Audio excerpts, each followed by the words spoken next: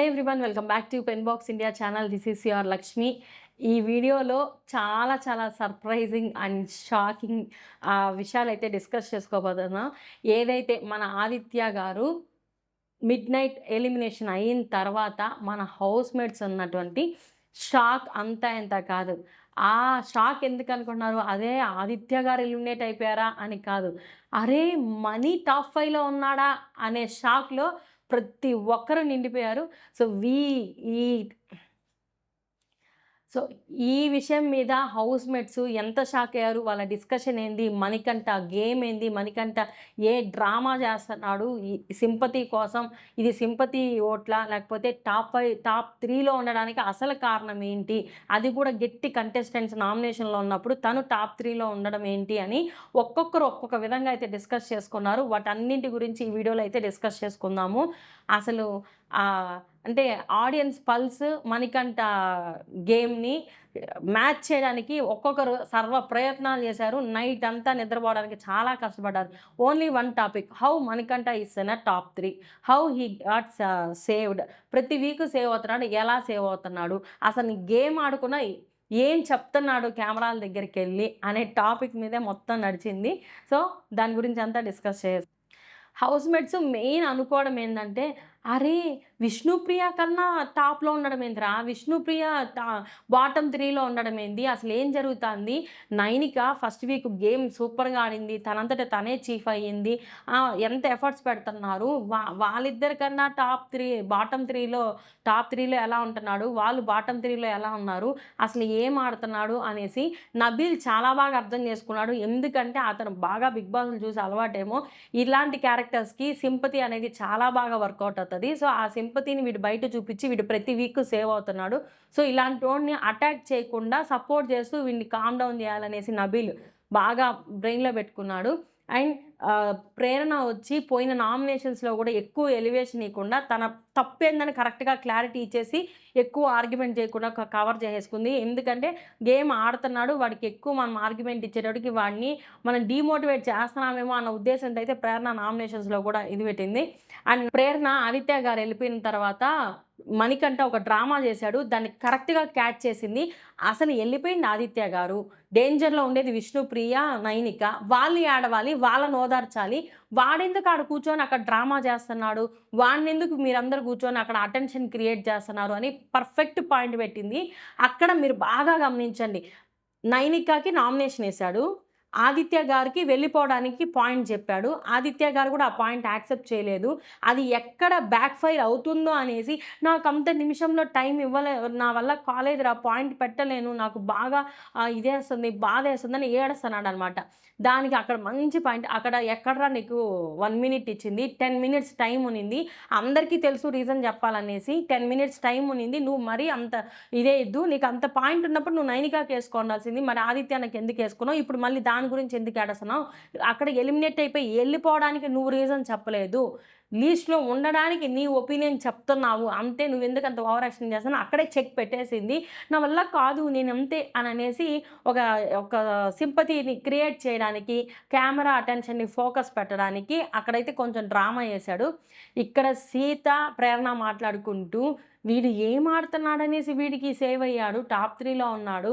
ఏం చేస్తున్నాడు? ప్రతి ఒక్క దాంట్లోనూ నాకు స్పేస్ కావాలి అనేసి పక్కకెళ్ళిపోతా ఉంటాడు. ఒక చిన్న పాయింట్ చెప్పినా కూడా దాన్ని అర్థం చేసుకోవడానికి గిలగిలా కొట్టుకుంటాడు. వీడిని ఎలా జనాలు సేవ్ చేస్తున్నారు అననేసి. నిఖిల్, పృథ్వీ మాట్లాడుకుంటా వీడు చాలా డ్రామా చేస్తున్నాడురా. ఈ డ్రామా ప్రకారమే అక్కడ బయట ఫ్యాన్స్ అటాక్ అయిపోయినట్టున్నారు. వీడికి అటాచ్ అయిపోయినట్టున్నారు సింపతికి. వీడిని అస్సలు నమ్మకూడదు. వీడు మొత్తం డ్రామానే చేస్తున్నాడు. మనతో ఆడుకుంటున్నాడు.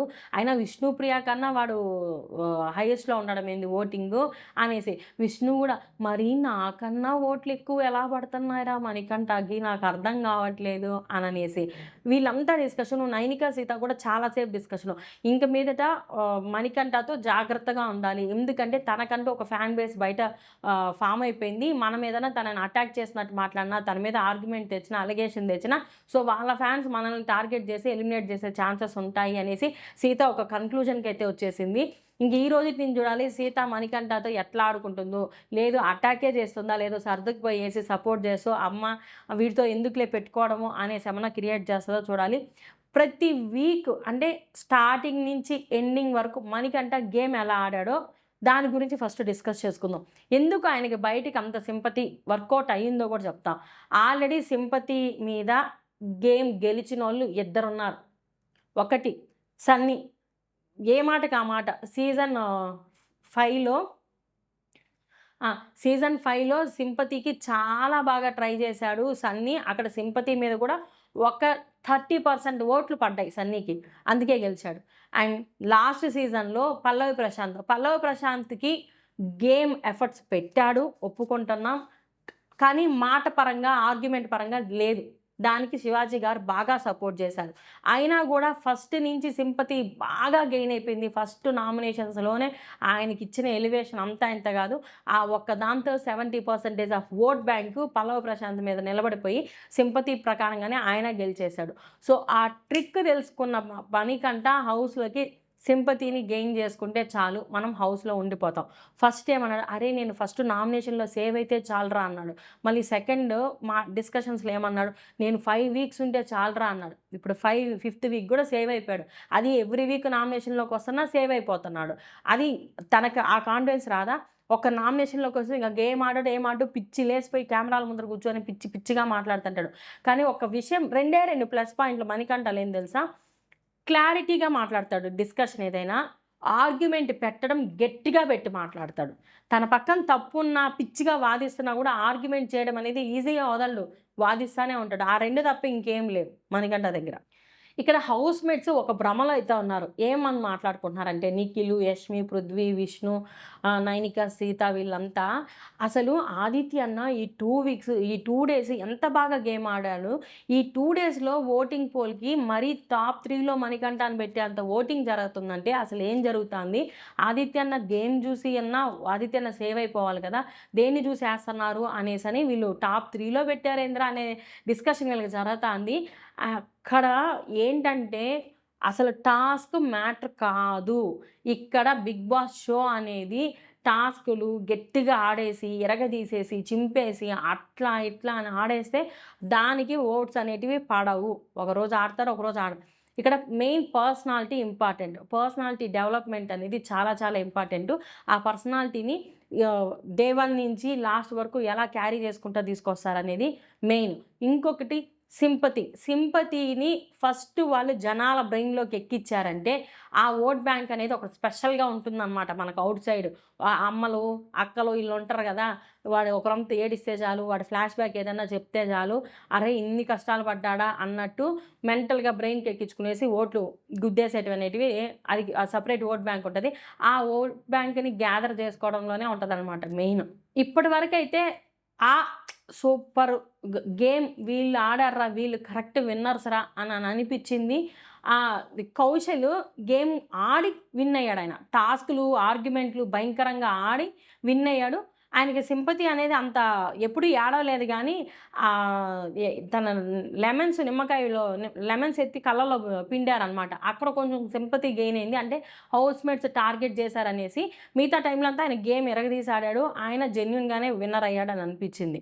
తర్వాత అభిజిత్‌ని అందరూ సోఫాలో కూర్చోన్నాడు, వాడేం ఆడుతున్నాడు, వీడేం ఆడుతున్నాడు అని మాట్లాడారు.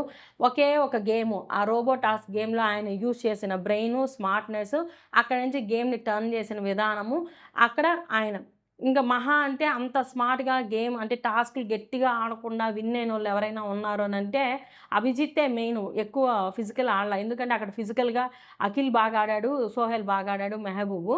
కానీ టాస్క్‌లు ఆడకుండా అయితే అభిజిత్ బాగా స్మార్ట్‌గా ఆడాడు. నెక్స్ట్ వచ్చి బిందు మాధవి కూడా అంతే. పాయింట్స్ పెట్టింది. ఆర్గ్యుమెంట్స్ చేసింది.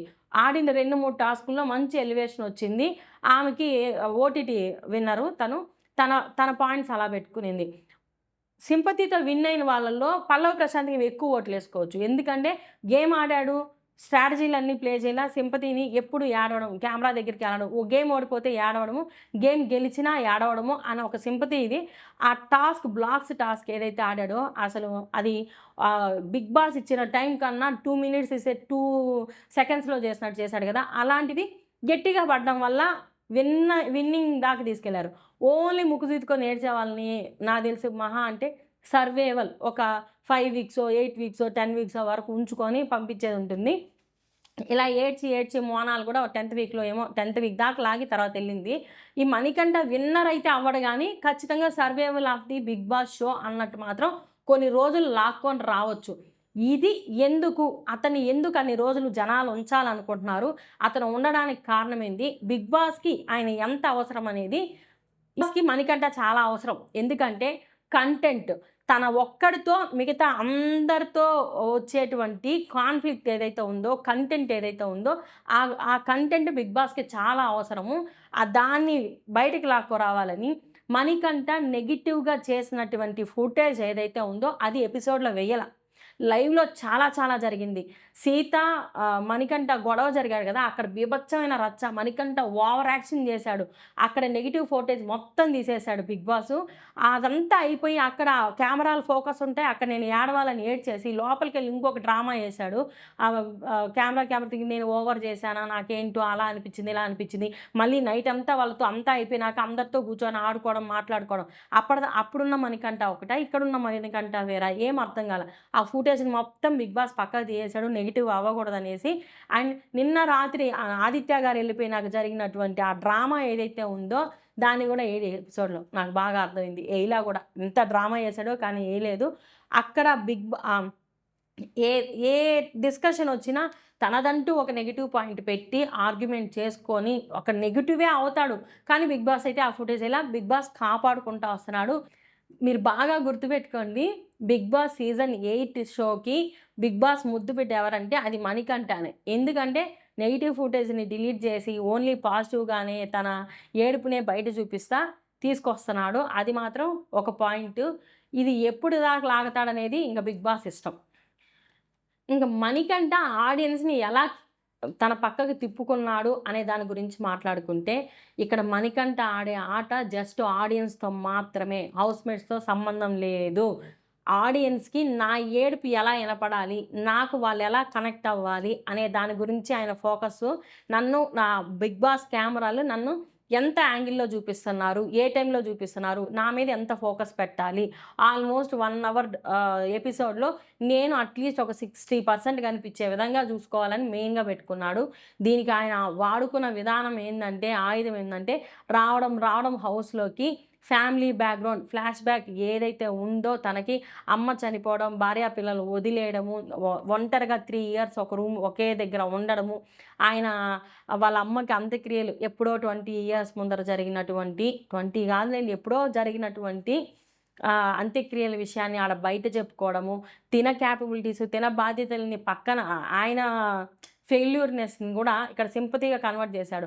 నాకు జాబ్ లేని దానివల్ల నా వైఫ్ నన్ను ఇండియాకి పంపించేయడము యూఎస్ నుంచి, వీటన్నిటిని తనకి అనుకూలంగా మార్చుకొని ఏడవడము, కెమెరా ముందరికెళ్ళి తన బాధ చెప్పుకోవడము, హౌస్‌మేట్స్‌కి చెప్పినా అది వాళ్ళు నమ్మకపోవడము, పదే చెప్తాంటే అందరికీ విసుగొస్తది గదా! ప్రతి ఒక్కరికి ఫ్లాష్ బ్యాక్ ఉంటుంది. ఆ ఫ్లాష్ బ్యాక్‌ని పెట్టుకొని ముందుకెళ్ళకుండా ఉండలేరు. అది నీ తప్పు. నీ తప్పును గూడా అది నీకు పక్కనోళ్ళు నీ మీద జాలి చూపిచ్చే విధంగా క్రియేట్ చేసుకోవడం అనేది ఒక మణికంఠకే దక్కింది. ఇంకోటేందంటే హౌస్‌మేట్స్‌తో నాకు ఫ్రెండ్‌షిప్ అవసరం లే. వాళ్ళతో నేను సింగిల్‌గానే ఎళ్ళాలి. నాకు అవసరం వచ్చినప్పుడు ఎవరిని కావాలో వాడిని వాడుకుంటాను అన్న వ ఆహ్, అన్న ఆహ్, అన్న మైండ్ సెట్‌తోనే ఆయన ముందరికెళ్తన్నాడు. ముందుగా మణికంఠ మైండ్‌సెట్ ఏందంటే, హౌస్‌మేట్స్ నాకు ఎటువంటి బాండింగ్ లేదు. వాళ్ళకి నాకు అసలు ఆట కాదు. నేను ఆడియన్స్‌తోనే ఆడుకుంటా. వాళ్ళని నేను అవసరానికే వాడుకుంటా. అవసరం వచ్చినప్పుడు ఎవరిని ఎక్కడ వాడుకోవాలో అలానే ఆడుకుంటా. నేను సింగిల్‌గానే ఉంటా. నాకు సింగిల్‌గా ఉంటేనే సింపతి వస్తాది. గ్రూపిజం నాకు వద్దు అన్న మైండ్‌సెట్‌తో ఛాన్స్ వచ్చినప్పుడు ఒక్కొక్కరిని ఎవరితో అయితే గొడవ జరుగుతదో అక్కడ వాళ్ళతో ఆర్గ్యుమెంట్ చేస్తాడు. ఆర్గ్యుమెంట్ చేసినప్పుడంతసేపు మళ్ళీ ఏడస్తాడు. "అరే! అలా కాదురా! నువ్వంటే నాకిష్టంరా! నువ్వు అలా మాట్లాడేటప్పటికి నేను హర్ట్ అయిపోయానని" కెమెరా యాంగిల్ తన మీద పెట్టుకునేదానికే ఆల్మోస్ట్ తను ప్రయత్నం మొత్తం. ఆర్గ్యుమెంట్ చేసినా, తప్పైనా మళ్ళీ ఏడవడాలు, కెమెరా ఫోకస్ నా మీద చూస్తున్నాడా? లేదా? అని బాగా చెప్పి, "బిగ్ బాస్ నా సైడ్ చూడండి బిగ్ బాస్. నాతో మాట్లాడండి బిగ్ బాస్" ఇదే మాట్లాడేది ఆయన. ఆ గోల్డెన్ రూమ్‌లోకెళ్ళి స్పేస్ అని కూర్చుంటాడు. అక్కడ గూడా ఇదే డిస్కషన్. ప్రతి ఒక్కటి మీకు లైవ్‌లో చూస్తే మీకు ఇంకా బాగా అర్థమవుతది. మణికంఠ ఫ్యాన్స్ ఎవరైనా ఉంటే లైవ్ చూడడానికి ట్రై చేయండి. ఎలాగేం చేస్తాడంటేనా ఎవరితోనా గొడవ పడతాడు కదా! ఆ గొడవ పడేటప్పుడు ఆల్మోస్ట్ ఇక్కడ దాకా నీళ్లు దిగేస్తాయి. తనదే తప్పు అంటే ఇక్కడ ఏంటంటే తన గురించి అందరూ ఫ్రస్ట్రేట్ అయిపోయినారు కదా! తన గురించి నువ్వు హౌస్‌గా ఆలోచించట్లేదు. నువ్వు క్లేన్ మెంబర్‌గా ఆలోచించని అందరూ చెప్పే పాయింట్‌ని నేను ఒకటే సింగిల్ నన్ను మీరు దూరం చేస్తున్నారని సింపతిని క్రియేట్ చేస్తూ ఒక ఇష్యూలో నుంచి ఆర్గ్యుమెంట్ చేసిన తర్వాత కూడా మళ్ళీ దానికి క్లారిఫికేషన్ ఇస్తా ఒక కెమెరా దగ్గరికెళ్ళి ఏడస్తాడు. ఆ క్లారిఫికేషన్ ముందు హౌస్‌మేట్స్‌కి ఇవ్వడు. ముందు బిగ్ బాస్‌కి ఇస్తాడు. కెమెరాకి ఇస్తాడు. అది ఆడియన్స్‌కెళ్తుంది అని ఒక మైండ్ సెట్ అయితే అలా ఇస్తాడు. ఇంత తల్లి, పిల్లలు, భార్య, స్టెప్ ఫాదర్ వాళ్ళందరినీ ఒక విలన్స్ లాగా చేసేసి లోపల సింపతి గెయిన్ చేసుకునేదానికి వాడుకుంటున్నాడు గానీ, అసలు బయట వాళ్ళకి ఎంత ఎఫెక్ట్ అవుతది? వాళ్ళకి అదే బయట జనాభా వాళ్ళని ఎంత నెగెటివ్‌గా చూస్తారని మాత్రం ఒక్కరంతు కూడా ఆలోచించలేదు. అంటే ఇక్కడ ఒక పాయింట్ చూడండి. అంటే ఇతను డబ్బు సంపాదించకపోతే మణికంఠని వదిలేసే సిట్యుయేషన్‌లో ఉందా వాళ్ళ వైఫు? అలా క్రియేట్ చేసాడు సిట్యుయేషన్. గేమ్ ఎంత ఆడినా, ఆడకపోయినా మెయిన్ ఇంపార్టెంట్ అనేది పర్సనాలిటీ. వాళ్ళు ఇప్పుడు ఒక ఎగ్జాంపుల్ చెప్తున్నా చూడండి. నిన్న పృథ్వీ ఆడాడు. నబిల్ ఆడాడు. నబిల్ గెలిచాడు. కానీ పేరు ఎవరికొచ్చింది? పృథ్వీ. అరే! గేమ్ ఆడాడురా! అంత బాగా ఆడాడు. ఇక్కడ ఎఫర్ట్స్ ఇంపార్టెంటు. గేమ్ విన్ అయిన నబిల్ కన్నా మంచి పేరొచ్చింది పృథ్వీకే. ఎంత ఎఫర్ట్స్ పెట్టాడు, ఆ ఎఫర్ట్స్ ఎంత జెన్యూన్‌గా పెట్టాడు అనే దాని గురించి ఆలోచిస్తారు. జస్ట్ 2 మినిట్స్ టైమ్ ఉంది. అయినా త్వరగా బెల్ కొట్టేయడం వల్ల అక్కడ నిఖిల్‌కి గంట కొట్టే అనేయడం వల్ల ఐకి, యామ్‌కి మధ్యలో స్పేస్ ఉంటదని తెలియకపోవడం వల్ల తను ఓడిపోయాడు. అక్కడ మంచి పేరు ఎవరికొచ్చింది? పృథ్వీకే వచ్చింది. అది ఇంపార్టెంటు. టాస్క్‌లు గెలవడమే ఇంపార్టెంట్ కాదు. టాస్క్ ఆడుతూ, ఎఫర్ట్స్ పెడుతూ, వాళ్ళ పాయింట్స్ పెడుతూ మాట్లాడుతా ఉండేవాళ్ళు మాత్రమే అంతో ఇంతో జెన్యూన్ క్యాండిడేట్స్, ప్లేయర్స్ అని అనిపిస్తది. కండబలం చూపిచ్చి కొట్టేసుకొని, తిట్టేసుకొని అంటే మాట మంచిగా లేకపోతే అది వేస్ట్. అది అది బిగ్ బాస్ ముందు నుంచి చూస్తా ఉండే వాళ్ళకైతే క్లారిటీగా అయితే అర్థమవుతది. నెక్స్ట్ హౌస్‌మేట్స్ వీళ్ళంతా డిస్కస్ చేసుకుంటా, "అరే! వాడు ఎలారా సేవ్ అయితున్నాడు? వీక్ మైండు, ఫిజికల్లీ స్ట్రాంగ్ గాదు. ఏదన్నా గేమ్ ఆడేటప్పుడు స్పేస్ కావాలని ఎళ్ళిపోతాడు. ఎలా సేవ్ అవుతున్నాడు? అసలు ఆ స్పేస్ అని ఎళ్ళిపోతున్నాడు కదా! ఆ రూమ్‌లోకెళ్ళి వాడు ఏం మాట్లాడుతున్నాడు కెమెరాతో? ఈసారి దొంగతనంగా అన్నా నేనెళ్ళి చూస్తాను" అనేసి ప్రేరణ, సీత వీళ్ళంతా డిస్కస్ చేసుకుంటున్నారు. సీత అయితే మెంటల్‌గా ఫిక్స్ అయిపోయింది. వీడితో చాలా జాగ్రత్తగా ఉండాలి అననేసి. యష్మి అంటంది ఫ్లాష్ బ్యాక్ అని ఫ్లాష్ బ్యాక్ చెప్తా కూర్చుంటాడు. ప్రతి ఒక్కరికి ఉంటుంది కదా ఫ్లాష్ బ్యాకు. ఎందుకోసం చెప్తున్నాడు ఆ ఫ్లాష్ బ్యాకు? సింపతి గెయిన్ కోసమే కదా చెప్తున్నాడు అనేసి. ఇక్కడ నిఖిలు, పృథ్వీ, నబీల్ మాట్లాడుకుంటా అంత బెల్స్ మోగినప్పుడు బిగ్ బాస్ వాడు వెంటనే అన్నాడు, ఇది ఎలిమినేషను, మిడ్ వీక్ ఎలిమినేషనా? అయ్యోడా! అని వాడన్నాడు. నేను విన్నాను. షాక్ అయిపోయాను నేను. వాడు అంతగా ఆలోచిస్తున్నాడు గేమ్ గురించి. వాడు ప్లాన్ చూసుకొనేస్తున్నాడు అనేసని మాట్లాడుతుంటే, అక్కడికొచ్చాక అరే! నాకు అసలు బిగ్ బాస్ ఆ బెల్స్ మోగించిన వెంటనే నేను చాలా టెన్షన్ పడిపోయాను. ఏం చేస్తున్నాడో ఏమో అని నాకు ఒక్క నిమిషం తడ ఆరిపోయింది. గొ అది గొంతు ఆరిపోయింది. నీళ్ళు తాగాలనిపించింది నా పరిస్థితి అంటే, నబీల్ వెంటనే మొఖాన్ని కొట్టాడు. అరే! నువ్వే అన్నావంట కదరా మిడ్ వీక్ ఎలిమినేషన్ అని. మళ్ళెందుకు డ్రామాలు చేస్తున్నావని. నిఖిలు, పృథ్వీ అయితే కన్ఫర్మ్‌గా ఫిక్స్ అయిపోయారు. వీడు డ్రామా మాత్రమే చేస్తున్నాడు. వీడు మనతో ఆడుకోవడానికొచ్చాడు. అది మాత్రం క్లారిటీ వచ్చింది. వీడికి మనమే ఎలివేషన్ ఇచ్చాం. వీడిని పాయింట్ ఔట్ చేసి వీడిని 2 వారాలు గమ్ముగా పక్కన వదిలేయాలి. లేకపోతే వీడు చాలా మన కొంప ముంచేటట్టున్నాడనేసి డిస్కషన్ పెరిగిన. నబీల్ చాలా స్మార్ట్‌గా పెట్టేసాడు పాయింట్ అక్కడ. అరే! నువ్వు డ్రామాలేస్తున్నావు గదా! నీకు ఆల్రెడీ తెలుసు కదా! మిడ్ వీక్ ఎలిమినేషన్ అనేసని. చాలా చాలా స్మార్ట్‌గా నైనిక చాలా మంచి పాయింట్ చెప్పింది. నైనిక ఏం మాట్లాడుతుందంటే, "అరే! అతని గురించి మీరెందుకు ఇంత ఆలోచిస్తున్నారు? మీరే అతనికి అంత అటెన్షన్ ఇస్తున్నారు. అంత ఇవ్వాల్సిన అవసరం లేదు. మీరింత ఎలివేషన్ ఇవ్వడం వల్లే అతనికి బయట అంత ఓటింగ్ పడతాంది. అసలు ఆయన పట్టించుకోకుండా గమ్ముగా వదిలేయండి" అనేసంటే, సీదా అంటది, "మనం పట్టించుకోకుండా గమ్ముగా వదిలేసినా కూడా వచ్చి కోస్తాడు కదా! పక్కన కూర్చొని ఏదో ఒక టాపిక్ ఎత్తుతాడు" అనేసంటే, "అది ఆయన ఆట. దాన్ని మీరు అవాయిడ్ చేయడానికి ట్రై చేయండి" అని చెప్తాంది. నైనిక ఫిక్స్ అయిపోయింది. సో, ఓటింగ్ జరగతాంది. ఇంకా బాటమ్‌లో మేమిద్దరమే ఉన్నాం కాబట్టి ఖచ్చితంగా నేను ఎళ్ళిపోయే ఛాన్సెస్ ఉన్నాయని నైనిక అయితే ఆ పాయింట్ బాగా క్లారిఫై చేసి చెప్తాంది. మొత్తానికి మణికంఠ గుట్టు రట్టు. నిజం. ఆయన కెమెరాల దగ్గరికి ఏమెళ్లి మాట్లాడుతున్నాడు. మనతో ఒక మాట ఇక్కడ అన్నెసెసరీగా గొడవ పెట్టుకునేసి సింపతి గెయిన్ చేసుకొని ఆయన మీద ఫోకస్ పెట్టి అది ఇదేంటి సెల్ఫ్ నామినేషన్ దాంట్లో ఆయన చేశాడు కదా! ఆ పాయింట్ కూడా బాగా బయటొచ్చింది కాబట్టి, వీటన్నింటి గురించి వాళ్ళు డిస్కస్ చేసుకుంటా మణికంఠకి చెక్ పెట్టాలి. ఈయన డ్రామాకి ఒక చెక్ పెట్టాలి. ఈయన ఆడే ఆటేంటి? ఈయన చేసే విధానం ఏందనేది వీటన్నిటి గురించి చెక్ పెట్టాలి. ఇక్కడ వీళ్ళు హ్మ్, టాస్క్‌లు ఆడట్లేదు అని నామినేట్ ఆహ్, చేసేటప్పుడు పాయింట్ కరెక్ట్‌గా పెట్టాలి. నువ్వు చేసేది ఇంత, దాని గురించి ఎలివేషన్ ఇచ్చేది ఇంత అని ఒక్కసారన్నా పెడితే పాయింట్ చాలా బావుంటది. చూద్దాం నెక్స్ట్ రేపటి నుంచి గేమ్ ఎలా టర్న్ అవుతుందో. అండ్ ఈరోజు ఒక 2 ప్రోమోలు వదిలాడు. మొత్తం మణికంఠకు సంబంధించి మణికంఠలో నుంచి ఆ యాక్టింగ్ స్కిల్స్ ఏవైతే ఉన్నాయో దాన్ని బయట తీసుకురావడానికి వాటి గురించయితే నేను నెక్స్ట్ వీడియో చేస్తాను. And thank you so much for watching this video. ఈ వీడియో మీకు నచ్చినట్లయితే please like, share, subscribe our pen box India channel. Subscribe.